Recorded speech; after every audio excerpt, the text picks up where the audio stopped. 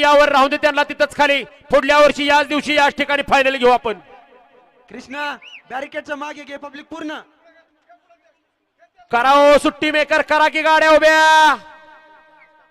सुटला छत्रपती संभाजीनगर केसरी पहिल्या पर्वातलं पहिलं मैदान आणि या मैदानचा फायनलचा फेरा सुटला. एक कडनं बाहेर गेलाय, त्याच्यावरती लक्ष द्या.